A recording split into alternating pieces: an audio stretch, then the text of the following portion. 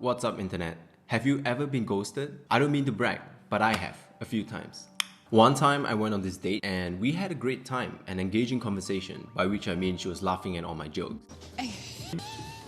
As the night drew to a close and we hugged goodbye, and I suggested that we should do this again because it was fun, she looked at me, smiled and said yes. But something in her body language was a little bit off, and I had this feeling in my stomach that this is probably the last time I'm gonna see this girl. I texted her a couple of days later, and sure enough,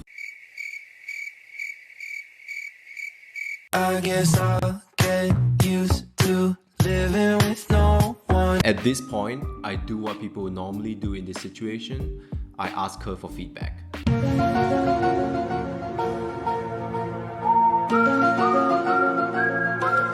First things first, what getting ghosted can teach us. Number 1, ghosts exist. Number 2, something clearly didn't go as planned. Was it something you did? Perhaps you shouldn't have caused a scene when your water didn't arrive at precisely 26.3 degrees. Or was it something you said? Perhaps your 3 hours monologue about your latest Dungeons & Dragons campaign didn't exactly land as well as you thought it did. Or maybe you were just stylistically different and then your new grills weren't quite as dope as you keep telling her. It's kind of like one of these fill-in-the-blank puzzles with one too many blank spaces.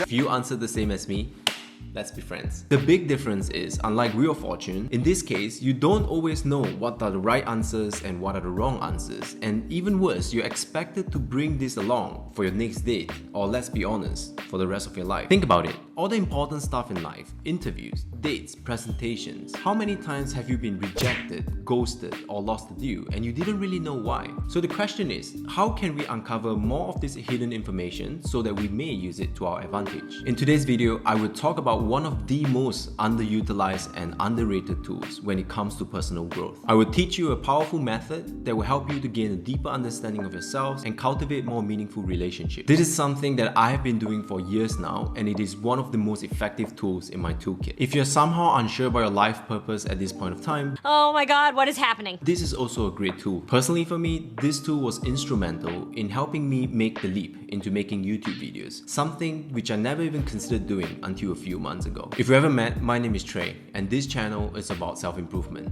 and not just any kind of self-improvement. It is about super serious self-improvement, because life is a lot more fun when you take yourself extremely seriously. So if you're interested in explosive growth and maximum optimization, you've come to the right place, because every week I share videos on ideas, strategies, and tactics on becoming better. In all seriousness, chill out, because everything is trivial. If you'd like to have some fun while becoming a better person, hit subscribe and I'd love for you to come along for the ride. For now, let's go back to the video. Since this channel is all about personal growth and self-development, let's spend a moment talking about what is growth. What is the number one obstacle when it comes to growth? Technically speaking, failure.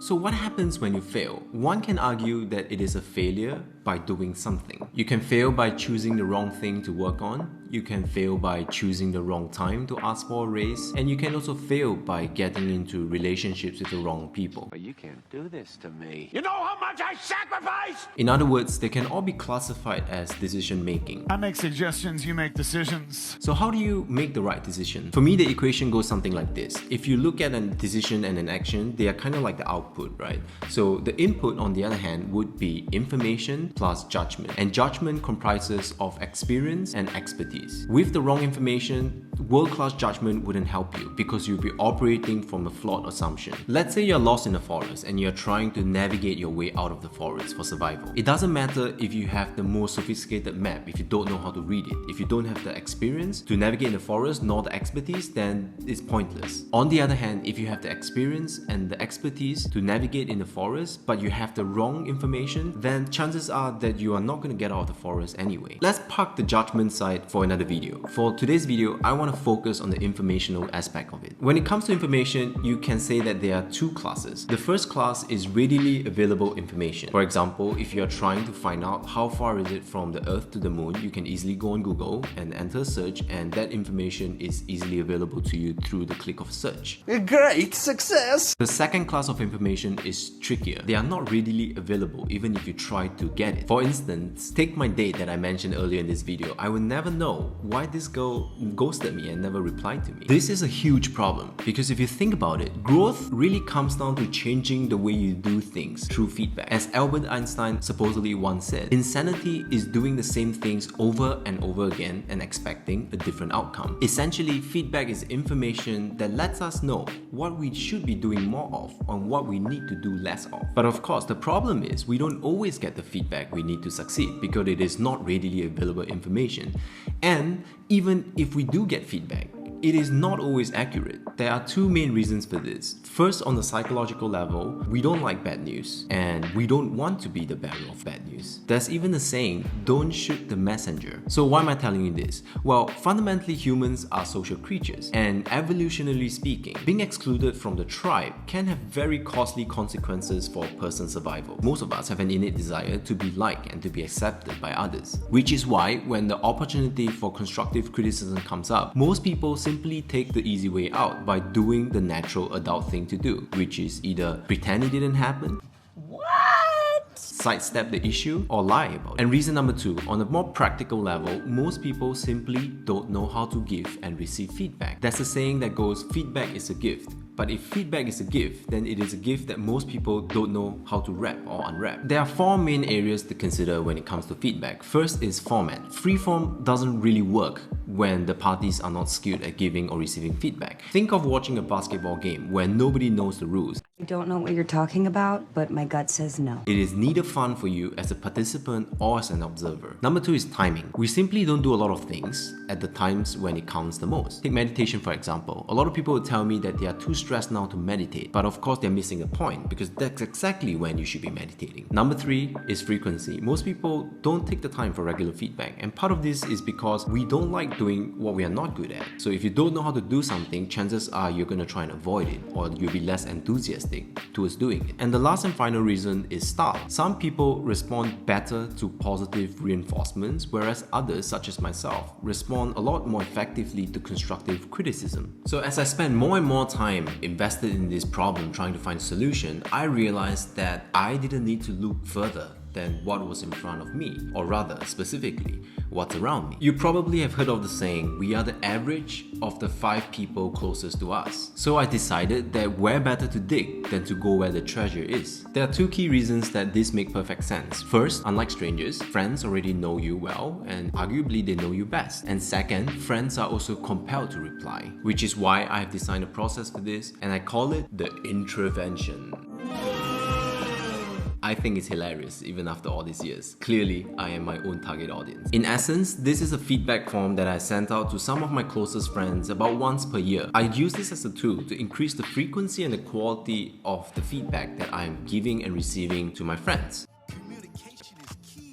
Because most of the time, I think people tend to leave it to chance. Maybe you only have a heart-to-heart talk when something is going wrong in a relationship, or perhaps when you're getting drunk, and then that's when the truth starts spilling out. Those moments are great, but they're usually far and few in between. The benefit of this approach is that it not only creates an opportunity for regular, consistent, high-quality feedback, but it also is done in a way that takes anyone without any prior feedback skills to give and receive feedback in a structured and constructive manner. Just unlearning and relearning. So let's look at the questions that I have in this feedback form. The first question, what 3 adjectives describe my best traits? And for this, I usually add a hyperlink to a list of traits that they can use and refer to, so it's easy for them to just pick out 3 words among this list that I'm providing. And the second question, which is really a chain question, is what 3 adjectives best describe the traits that I could most improve on? Again, here I provide a link to a list of negative traits which they can easily pick and choose from. So the idea here is really to warm people up and not make them think too much and just ease them into the exercise. Remember, it's the warm-up, don't go too wild. The second section, we dive a little bit deeper and it's all about elaboration, getting more details. The third question that I ask here is, can you share 3 specific things that you think that I'm good at and I should continue doing? This is a great question because you're gonna hear a lot of nice things about yourself, hopefully. You're gonna hear stories about little events that you didn't think was that significant, but maybe to your friend that really revealed something of who you are to them. Yo, fam!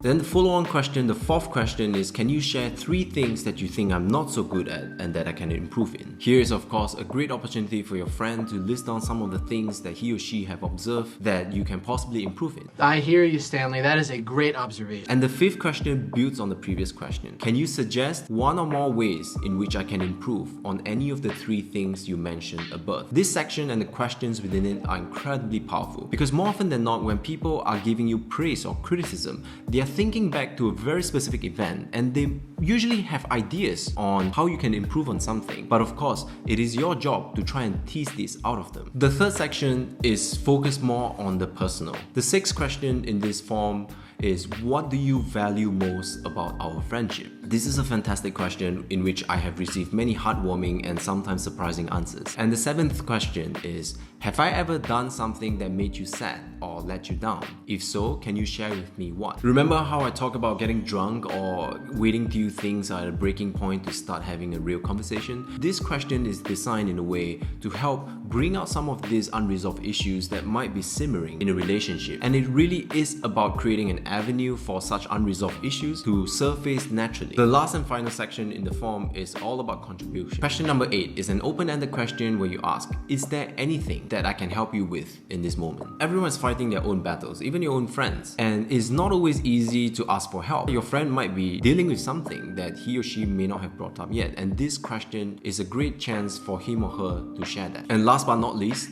the final question, question number 9. Would you like me to give you feedback as well? Chances are your friend has invested a good amount of time into thinking it through and giving you meaningful and detailed feedback about you as a person. And this question provides an avenue for you to do the same for them. That's it from me today. I hope you found this useful. I highly encourage you to try this out. It is definitely one of the most effective things I've done in the last few years when it comes to personal growth. If you're interested in trying this out, like I said, there's a downloadable link below, so feel free to go to that link, and there you have all the questions and all the things I talked about in this video so that you can try it out for yourself. If you have any questions or thoughts or ideas, feel free to leave me a comment. I would love to hear from you. And before we go, if you found this useful or have enjoyed this, I would appreciate it if you would hit the like button and hit the subscribe button, as I'm trying to grow my channel and this will really help me out a lot. Thanks again for watching, and I will see you out there on the internet.